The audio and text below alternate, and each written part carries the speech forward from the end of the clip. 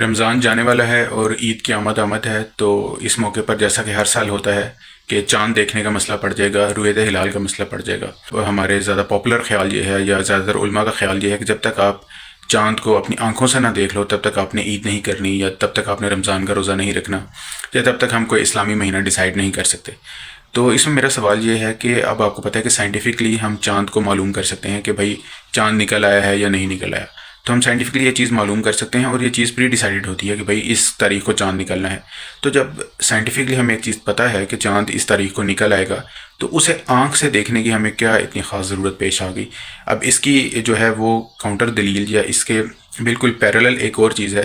کہ اگر تو ہم اس چیز کو دلیل بنائیں کہ جی ریلیجیس ریفرنسز میں یا جی قرآن پاک میں حدیث میں یہ چیز لکھی ہوئی ہے کہ آپ نے چاند کو دیکھ کر ہی روزہ رکھنا ہے یا چاند کو دیکھ کر ہی عید کرنی ہے، تو پھر تو ریلیجیس ریفرنسز میں یہ بھی ہے کہ نماز کو آپ نے سورج کو دیکھ کر سورج کے حساب سے پڑھنا ہے، لیکن نماز اب آپ کے سورج کے حساب سے پڑھتے ہیں یا اپنی گھڑیاں دیکھ کر نماز پڑھتے ہیں؟ یعنی کہ اگر مثال کے طور پر کس دن بادل آئے ہوئے ہیں، دوپہر کا وقت ہے، تو اب آپ کا ظہر اس لیے نہیں پڑھیں گے کہ بھئی ہمیں سورج نظر نہیں آیا۔ اور دوسری بات یہ کہ مثال کے طور پر کئی لوگ کہیں گے کہ نہیں جی سورج کا تو اندازہ مقرر ہوتا ہے، تو یہی بات ہے کہ اسی طرح چاند کا اندازہ مقرر ہوتا ہے، اور اب تو اندازہ بھی نہیں ہے، اب تو سائنس کے حوالے سے وہ چیز کافی آلموسٹ ایکوریٹ ہوتی ہے کہ بھئی چاند اس دن کو نکل آئے گا تو نکل آئے گا۔ تو جیسے اب سورج کی ٹائمنگز بالکل ایکوریٹلی ہم گھڑی کے لحاظ سے اس کو میئر کر لیتے ہیں۔ پھر دوسری بات یہ ہے کہ مثال کے طور پر نماز کے حوالے سے، کیونکہ نماز تو ظاہر ہے روزے سے ایک تھوڑا سپیریئر حکم ہے، نماز کی اہمیت زیادہ ہے، تو جو لوگ اسکینڈینیویا فار ایگزامپل ناروے وغیرہ میں یا ناردرن پول کینیڈا اور اس طرح کے ملکوں میں رہتے ہیں، ناروے، ڈنمارک، سویڈن، جہاں پر جو ہے وہ کچھ مہینوں میں دن بہت چھوٹا ہوتا ہے، بالکل 2-3 گھنٹے کا، یا ایون کچھ جگہ پہ آدھے گھنٹے کا، اور کبھی رات اتنی چھوٹی ہوتی ہے،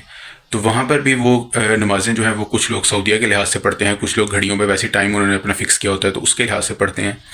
تو پھر وہ نماز کیسے پڑھتے ہیں؟ اگر وہ سورج کو دیکھنے لگ جائیں تو وہ پھر نماز کس طرح پڑھیں گے؟ 1 گھنٹے میں یا 2 گھنٹے میں اپنی ساری نمازیں کیسے پوری کریں گے؟ تو یہی بات ہے کہ جب نماز آپ گھڑی کو دیکھ کر آپ نماز سائنس کی مدد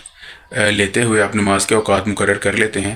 تو پھر چاند کے اوقات مقرر کرنے میں یا چاند کو دیکھنے میں، اس کے تعین میں آپ کو سائنس کی مدد لینے میں کیا مسئلہ ہے؟ شکریہ۔